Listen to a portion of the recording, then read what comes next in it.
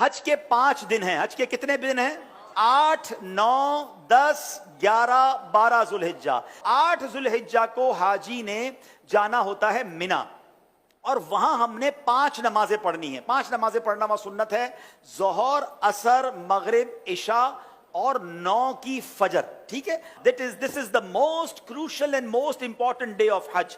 हज का सबसे अहम दिन जो है वो 9 जुल्हिज्जा है। यानी अगर कोई आपसे सवाल करे हज किस दिन होता है, तो हज 9 जुल्हिज्जा को होता है, क्योंकि उस दिन यौमे अरफा है। ये हज का रुकने आजम है, सबसे मेन दिन है जो हज का, वो 9 जुल्हिज्जा है। यानी कोई अरफात नहीं गया तो उसका हज ही नहीं होगा ना।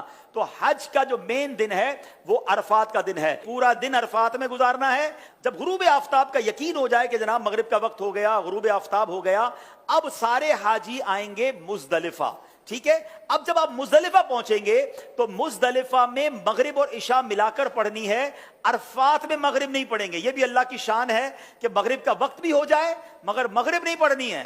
मुजदलिफा जाना है और वहां इशा के वक्त में, मगरिब के वक्त में नहीं, इशा के वक्त में मगरिब और इशा मिलाकर पढ़नी है। और फजर भी मुजदलिफा में पढ़ेंगे।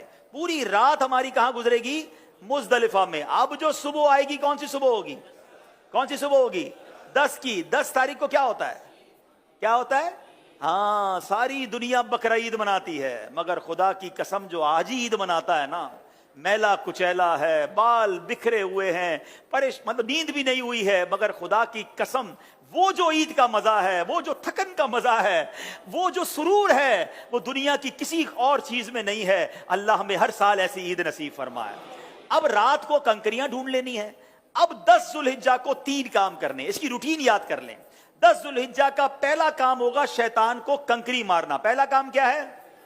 शैतान को, एक ही शैतान को मारना है, बड़े शैतान को। ठीक है, बड़े शैतान को 7 कंकरियां मारनी है। दूसरा काम, जैसे ही कंकरी मार लेंगे उसके बाद कुर्बानी करनी है। ठीक है, कंकरी मारकर आपने अपने मौल्लिम को, अपने ग्रुप वालों को, या जो भी लोग आपकी कुर्बानी का इंतजाम कर रहे हैं उनको बताना है कि मेरी कुर्बानी कर दें।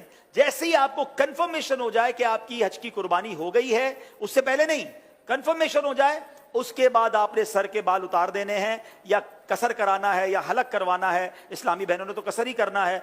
अब आपका हज का एहराम उतर जाएगा। जैसे ही